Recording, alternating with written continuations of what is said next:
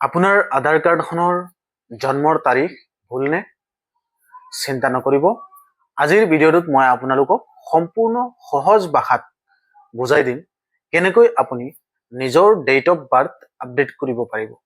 কাৰণ বহুতো মানুহৰ আধাৰ কাৰ্ডখনত ডেট অফ বাৰ্থ ভুল হৈ আছে আৰু বহুতে এনআৰচিৰ সময়ত যিহঁতে আধাৰ কাৰ্ড বনাইছিল তেওঁলোকৰ আধাৰ কাৰ্ডত অনলি বয়স আছে, ডেট অফ বাৰ্থ নাই। গতিকে তেওঁলোক সকলোৰ কাৰণে এই ভিডিঅ'টো গুৰুত্বপূৰ্ণ। নমস্কাৰ বন্ধুসকল, আপোনালোকে চাই আছে ওয়েলএছ অসম। মই আপোনালোকৰ নিজৰে মানুহ আৰু আপোনালোক সকলোকে প্ৰায় সময়ে এনেধৰণৰ ভিডিঅ'বিলাক লৈ আহোঁ। আজি মই আপোনালোক সকলোৰ কাৰণে আলোচনা কৰিম আধাৰ কাৰ্ডত ডেট অফ বাৰ্থ আপডেট কৰাৰ সম্পূৰ্ণ প্ৰক্ৰিয়াখিনি, আৰু সেইটো অফিচিয়েল আপডেট আহিছে আপোনালোক সকলোৰ কাৰণে স্ক্ৰীনত লগাই দিছোঁ। এই তথ্যটোৱে সকলোৰ বাবে অতি গুৰুত্বপূৰ্ণ, বিশেষকৈ ছাত্ৰ ছাত্ৰী, চাকৰি কৰা বা চাকৰিৰ কাৰণে আবেদনকাৰী, চৰকাৰী সুবিধা লোৱা মানুহসকলৰ বাবে এই ইনফৰমেশ্যনটো অতি ইম্পৰ্টেণ্ট। গতিকে কোনবোৰ ডকুমেণ্টছ লাগিব প্ৰথমে জানি লওক। সেইটোৰ কাৰণে আপোনালোকক স্ক্ৰীনশ্বট লগাই দিছোঁ।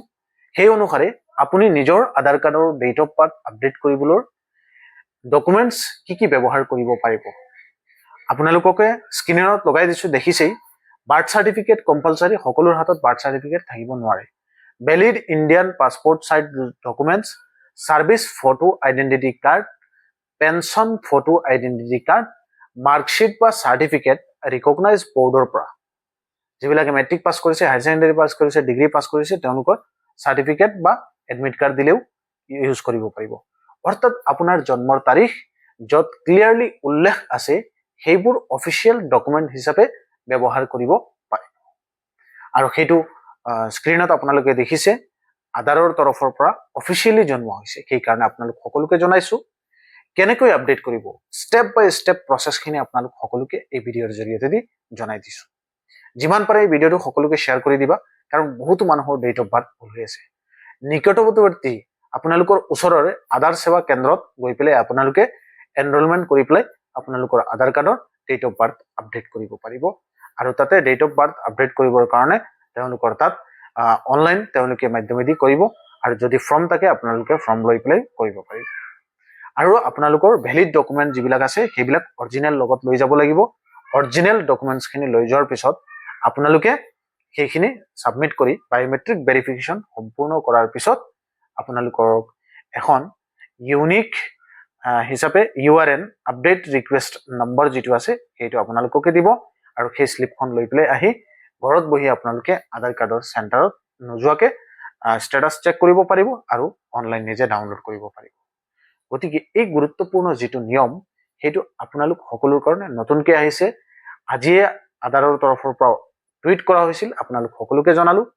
আধাৰত জন্মৰ তাৰিখ সীমিতবাৰহে আপডেট কৰিব পাৰি, বাৰে বাৰে কৰিব নোৱাৰি। কিন্তু ভুল তথ্য দিলে ৰিজেক্ট হ'ব পাৰে, গতিকে চাই মেলি দিব লাগে। আৰু 18 বছৰৰ তলৰ বয়স হ'লে গাৰ্জেনৰ ডকুমেণ্টছ লগত লাগিব পাৰে, সেইকাৰণে আপোনালোকে লগত সেইখিনি লৈ যাব। আৰু অনলাইন আপডেট কৰিব পাৰিব নেকি সেই বিষয়েও কিছুমানে কমেণ্ট কৰিছিল, বা তেওঁলোকৰ মনত সেইটো ডাউট থাকিব পাৰে, তথাপিও বনাই দিছোঁ। কিছুমান ক্ষেত্ৰত অনলাইন আপডেট পচিবল নহয়, কিন্তু ডেট অফ বাৰ্থ যিটো আছে সেইটো কাৰেকশ্যনৰ ক্ষেত্ৰত সাধাৰণতে ফিজিকেল ভেৰিফিকেশ্যন লাগে। তাৰমানে থাম্ব ইমপ্ৰেশ্যনৰ প্ৰয়োজন হয় বা ফেচ কেমৰ প্ৰয়োজন হয়, সেইকাৰণে সেইটো লাগেই, আপোনালোকে তাতে ভিজিট কৰিব লাগিব।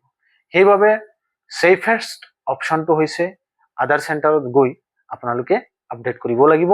সেইটো আপোনালোকে অনলাইন ৱেবছাইটৰ মাধ্যমেদি কৰিব নোৱাৰিব। বাকী যিবিলাক এড্ৰেছ সেইবিলাক কাৰেকশ্যন কৰাৰ সুবিধা থাকে। কিমান দিন লাগিব সেইখিনি কৰাৰ পিছত, এইটো মানুহৰ এটা কুৱেৰিজ থাকে। সাধাৰণতে এনেবিলাক কাম 5 বা 10 দিনৰ ভিতৰত সময় লাগে, হৈ যায়। গতিকে আপুনি URN নম্বৰ ব্যৱহাৰ কৰি অনলাইন ষ্টেটাছ চেক কৰিব পাৰিব।